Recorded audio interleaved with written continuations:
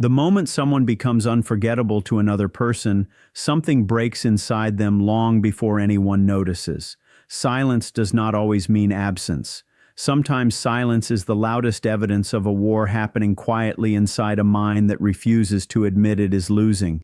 Every person who claims distance, independence, or control is hiding a private contradiction they cannot yet face. The avoidant person who appears to have moved on with ease is not free. Freedom does not feel like this. Freedom does not require constant internal negotiation just to avoid a single memory, a single name, a single feeling that keeps returning at the worst possible moments. What looks like peace on the outside is often chaos wearing a disguise. There is a reason certain people never truly leave the mind even when they are gone from the life. There is a psychological explanation for why someone can disappear physically and still remain present mentally, almost like an unfinished sentence the brain refuses to close.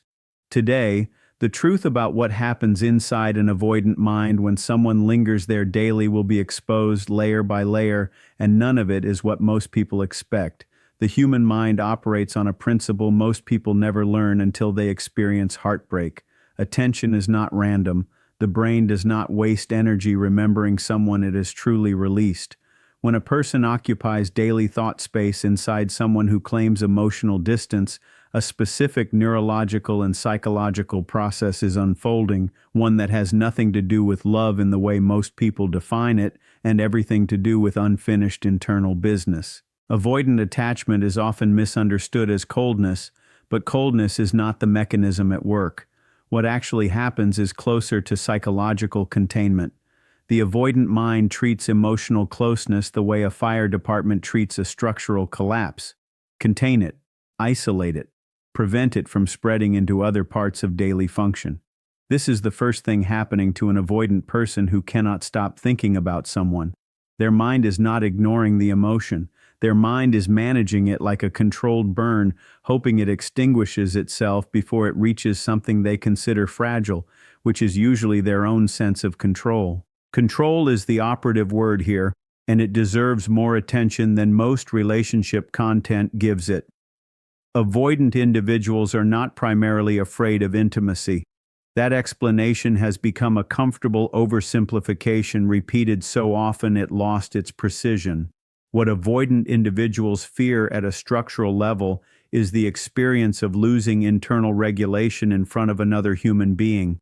Somewhere earlier in life, emotional expression became associated with vulnerability that was punished, ignored, or unmet.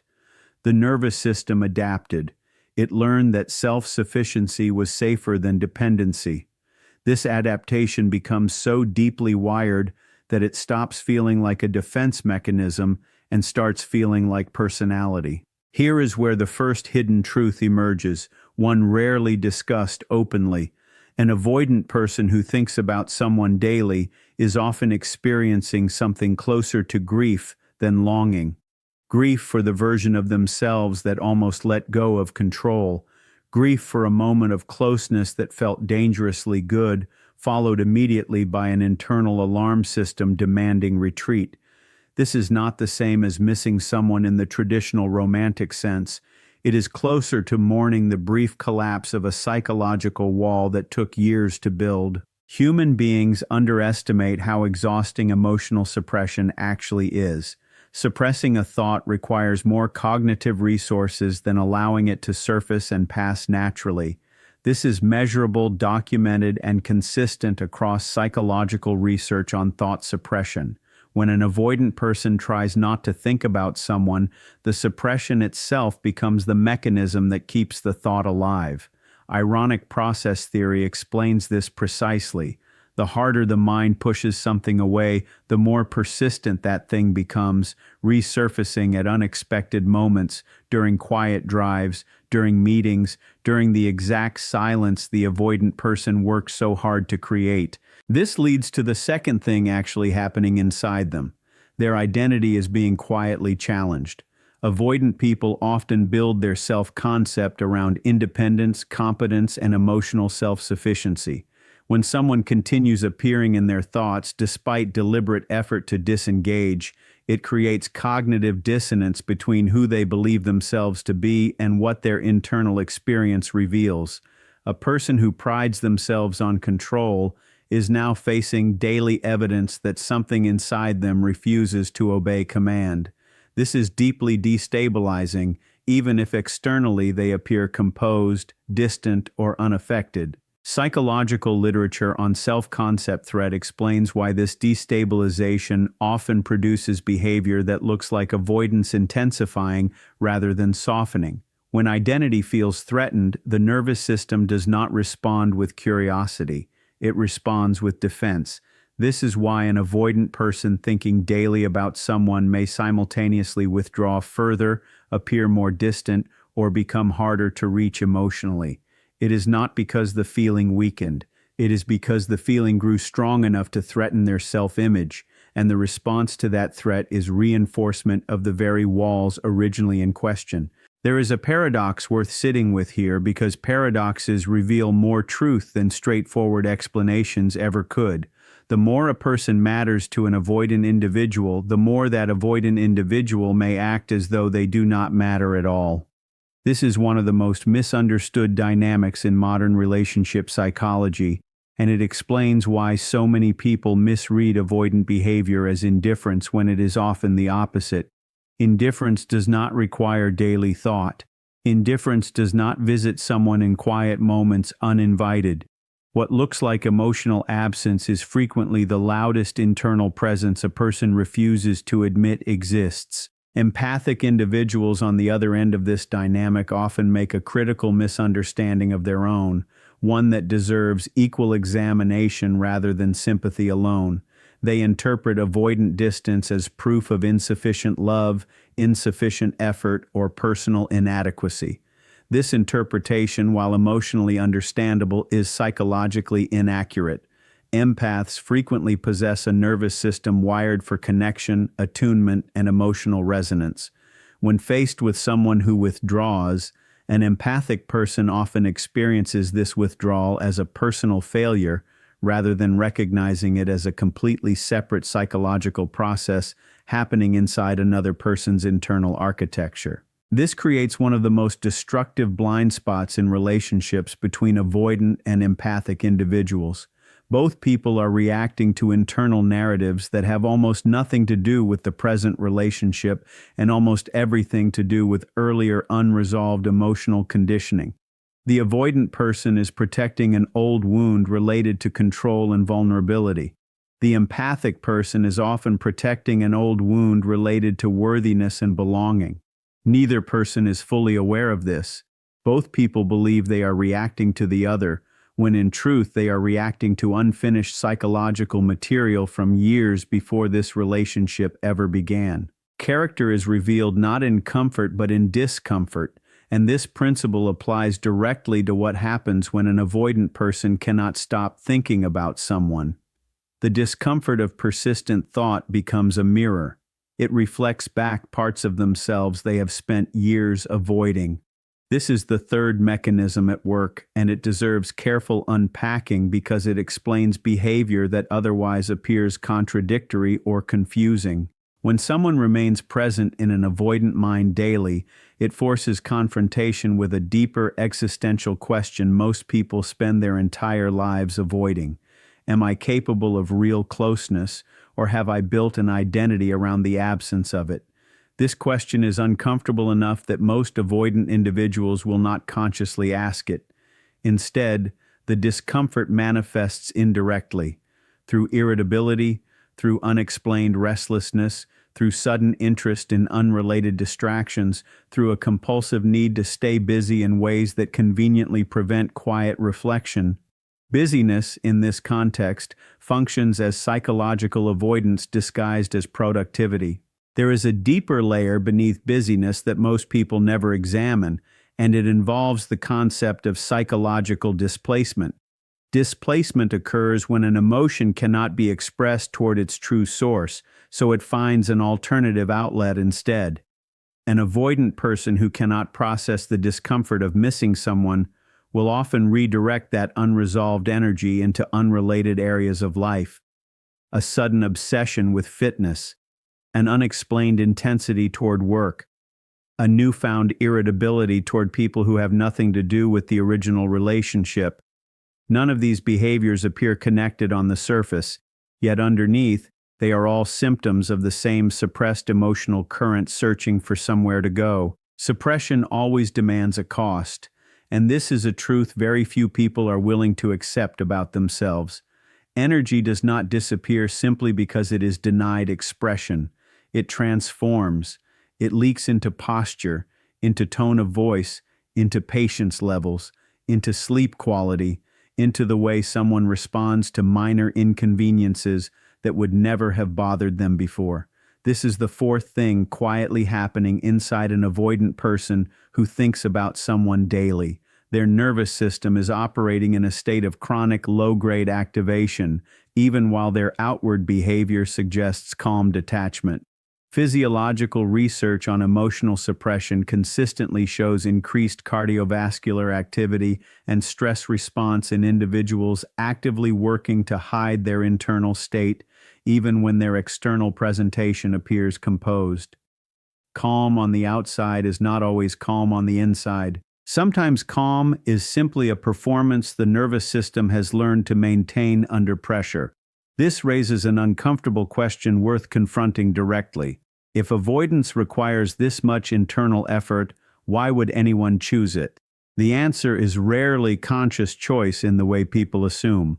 Nobody wakes up and decides to become emotionally unavailable as a personality trait.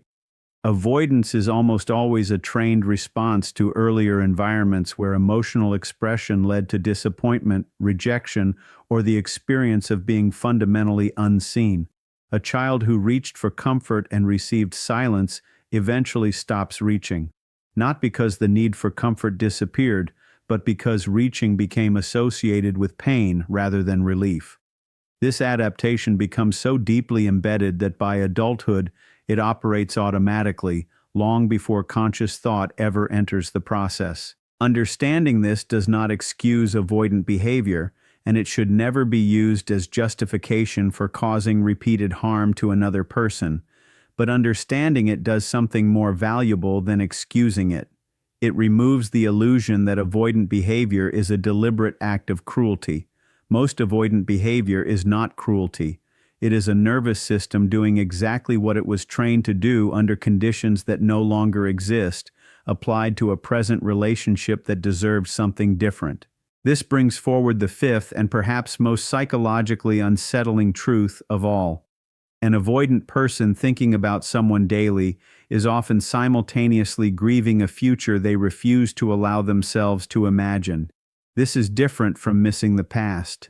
Missing the past involves memory. Grieving a future involves imagination, the mental simulation of a life that could have existed, a version of closeness the avoidant person glimpsed briefly before retreating. Human beings are uniquely capable of mourning things that never actually happened, and this form of grief is often more haunting than grief over something that did happen, because it carries the additional weight of unrealized possibility. Philosophically, this connects to a much larger truth about human suffering. Much of psychological pain does not come from what happened. It comes from the gap between what happened and what could have happened instead. An avoidant person standing at that gap day after day is not simply thinking about a person. They are confronting the architecture of their own limitations, the parts of themselves that prevented something meaningful from surviving. This is far more threatening to the ego than simple heartbreak, because heartbreak can be blamed on circumstance, timing, or another person's flaws. This particular confrontation cannot be outsourced. It points directly inward. This is precisely why avoidant individuals often go quiet rather than communicative when someone continues to occupy their thoughts. Communication would require admitting the internal conflict exists. Silence allows the illusion of control to remain intact a little longer, but silence has a cost that compounds over time. Every day spent avoiding this internal confrontation strengthens the very pattern responsible for the original distance. This is how avoidant identity becomes self-reinforcing, not through malice but through repetition of a defense mechanism that once served a purpose and now only serves to isolate. There is something important to understand about repetition and identity that applies far beyond romantic relationships. Human beings become what they repeatedly practice, whether or not that practice serves them. An avoidant person who repeatedly practices emotional withdrawal does not simply behave in an avoidant manner. Over enough time, they begin to believe avoidance is simply who they are, rather than recognizing it as a pattern that can be examined, challenged, and eventually changed. This distinction matters immensely because behavior that is mistaken for identity becomes far more difficult to transform than behavior that is correctly understood as conditioning. Empathic individuals reading this must resist a tempting but ultimately damaging conclusion. Understanding avoidant psychology does not mean the empathic person should remain in a cycle of waiting, hoping, or absorbing emotional inconsistency indefinitely. Compassion for another person's internal struggle does not require self-abandonment. This is one of the most critical distinctions missing from most conversations about avoidant attachment. It is possible to understand someone's wounds with clarity and still choose not to sacrifice personal well-being, waiting for those wounds to heal on someone else's timeline. Self-respect in this context is not coldness. Self-respect is the refusal to interpret another person's unresolved conditioning as evidence of personal unworthiness. This single reframe changes everything for someone caught in a cycle with an avoidant partner. The thoughts an avoidant person has daily about someone are not proof of love strong enough to justify indefinite waiting. They are evidence of an internal process that may or may not ever resolve into conscious action. Waiting for someone to arrive at their own psychological breakthrough is not devotion. It is often a subtle form of self-neglect disguised as patience. There is a harder truth still waiting beneath all of this, one that challenges a common belief held by people desperate for closure. Many people assume that if an avoidant person is thinking about them constantly, reconciliation or emotional availability must eventually follow. This assumption is not supported by psychological reality. Thought does not equal readiness. Longing does not equal capability. A person can think about someone every single day for years while remaining entirely unequipped to build a healthy connection with them because the internal work required for that capability was never actually done. Persistent thought reveals unresolved emotional material. It does not guarantee resolution. This is perhaps the most important distinction the entire discussion has been building toward. The presence of someone in an avoidant mind is not a promise. It is a symptom. It reveals an unfinished internal process, not a completed one. Mistaking the symptom for the solution is how so many people remain trapped in prolonged emotional limbo, interpreting silence, distance, and inconsistency as secret proof of eventual return, when in truth it may simply be evidence of a war the other person has not yet found the courage to end. Courage deserves a closer definition here because it is often misunderstood in the context of emotional avoidance. Courage is not the absence of fear. Courage is the willingness to remain present inside discomfort long enough to understand what it is trying to teach. An avoidant person avoiding their own internal war is not weak in the conventional sense. They are simply applying courage in the wrong direction, using enormous willpower to maintain distance rather than using that same willpower to move toward the very thing capable of transforming them. This misapplication of strength is one of the great tragedies of avoidant psychology because the discipline required to suppress emotion for years is often the exact same discipline that, redirected, could produce profound personal growth. Consider the structure of denial for a moment, because denial is rarely as simple as pretending something does not exist. True denial requires ongoing maintenance. It requires the mind to continuously monitor and redirect attention away from a specific truth, which means denial is not a passive state but an active, effortful process. This explains why avoidant individuals often appear fatigued in ways that seem disconnected from their external circumstances. They are not simply tired from daily life. They are tired from the unseen labor of protecting an internal narrative that becomes harder to maintain the longer someone remains present in their thoughts. A sixth pattern begins to emerge here, one connected closely to identity fragmentation. When someone occupies daily thought space despite deliberate avoidance, the avoidant person often begins operating with two competing internal versions of themselves. One version insists on independence, control, and emotional self-containment. The other version, quieter and more easily suppressed, longs for connection and fears the consequences of that longing. This internal split does not resolve on its own. It requires conscious integration, meaning the person must eventually stop choosing one version as acceptable and rejecting the other as weakness. Until that integration happens, the person will continue oscillating between distance and unexpected reappearance, not because they are manipulative, but because they are internally divided against themselves. Philosophy offers something valuable here that psychology alone sometimes misses. The ancient concept of the divided self, discussed long before modern psychology existed, describes exactly this condition. A person who wants something and simultaneously resists wanting it experiences a form of internal suffering distinct from ordinary sadness. This suffering is quieter, less dramatic, but often more persistent because it does not resolve through external events. It only resolves through internal honesty, and internal honesty is precisely what avoidant conditioning was designed to prevent. There is a common misconception worth directly challenging now because it shapes how many empathic individuals interpret avoidant silence. Silence is often assumed to mean the absence of feeling, when in psychological reality, silence frequently indicates feeling too intense to safely express. This is counterintuitive, and counterintuitive truths are usually the ones most worth examining closely. A person overwhelmed by emotional intensity they do not know how to regulate will often choose silence not because the emotion is small, but because they fear what might happen if they allow it full expression. This does not mean silence should be endlessly tolerated or excused. It simply means silence is far more psychologically complex than most people assume when they interpret it as indifference. Attachment researchers have long observed something that deserves more attention outside academic circles.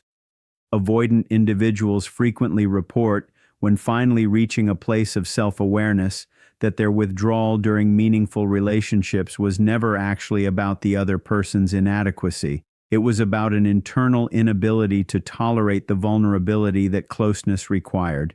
This distinction changes everything for anyone who has ever internalized avoidant behavior as a personal failing. The withdrawal was rarely a verdict on their worth. It was frequently a reflection of someone else's unfinished internal architecture. This does not mean empathic individuals are without responsibility in these dynamics, and it would be intellectually dishonest to suggest otherwise.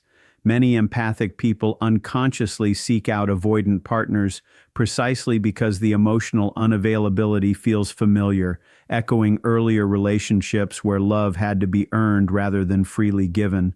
This is not weakness. It is pattern recognition operating below conscious awareness, drawing a person toward dynamics that feel emotionally familiar even when those dynamics cause repeated pain.